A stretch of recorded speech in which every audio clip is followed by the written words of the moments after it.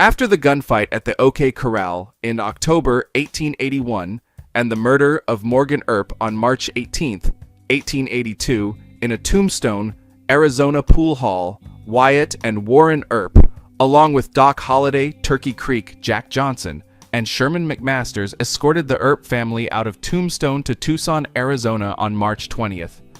There, Wyatt spotted Frank Stillwell, whom he suspected of being involved in Morgan's killing and had heard was now seeking revenge on Virgil Earp.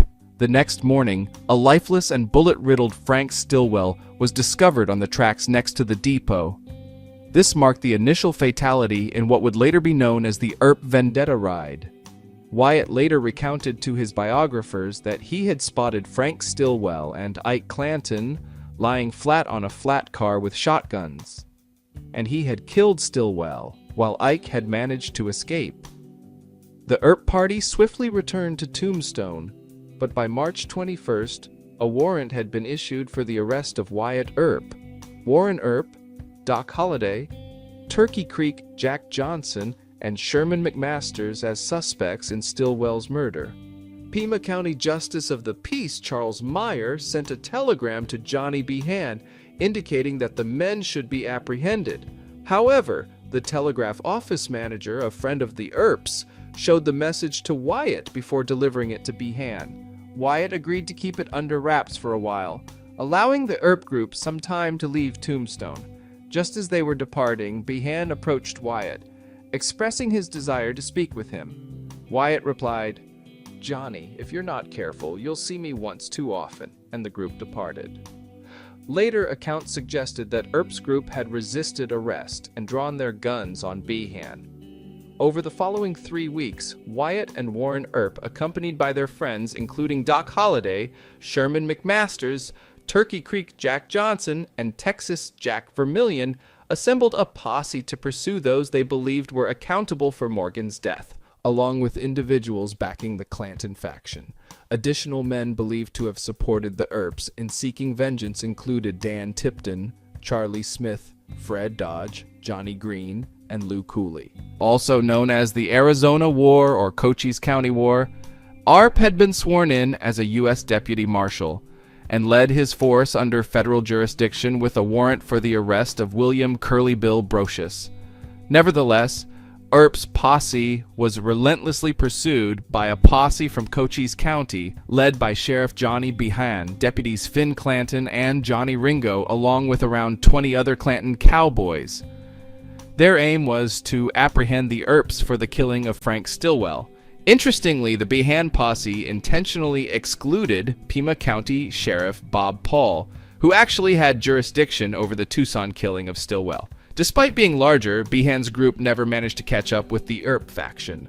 The first casualty inflicted by the Earp faction was Florentino Cruz, also known as Indian Charlie. Cruz, along with Pete Spence, Frank Stillwell, Curly Bill, and others, had been key suspects in Morgan's murder. Although Pete Spence had earlier surrendered to be protected in Behan's jail, the Earpy faction was unaware of this.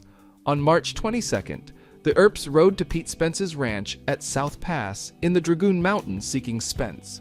Instead, they encountered Indian Charlie, who, as per Wyatt's later account, confessed to serving as a lookout while the others killed Morgan. Wyatt shot him. 2 days later, the Earp faction caught up with several members of the Cowboys at Iron Springs, Arizona.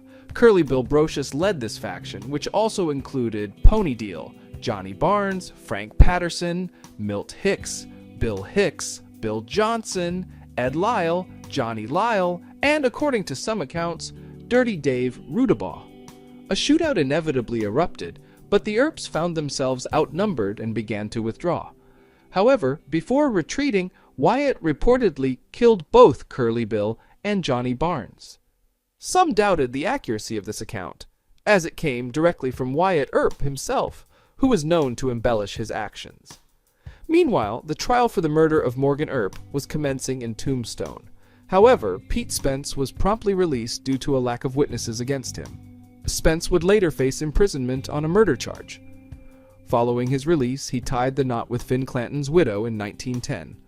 4 years later, he passed away and was laid to rest in Globe, Arizona, in the same burial ground as Finn. By mid-April 1882, the Earp posse had been on the move for nearly 3 weeks when they took a break at Henry Hooker's Sierra Bonita Ranch, nestled in the shadow of the Graham Mountains.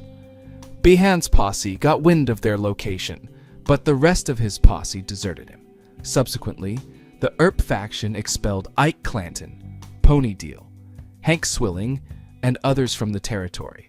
Aware that a fair trial for the killing of Stillwell wouldn't be possible in Tucson, the Earp posse eventually conceded and departed for Colorado around April 15th. Even though it seemed like the end of the ride, Johnny Ringo was discovered dead on July 18th, 1882. Some claim Wyatt and Doc Holliday, who had returned to eliminate him, were responsible. Other cowboys also met their demise, including Billy Grounds, killed by Billy Breckenridge, and Billy William "Billy the Kid" Claiborne by Buckskin Frank Leslie.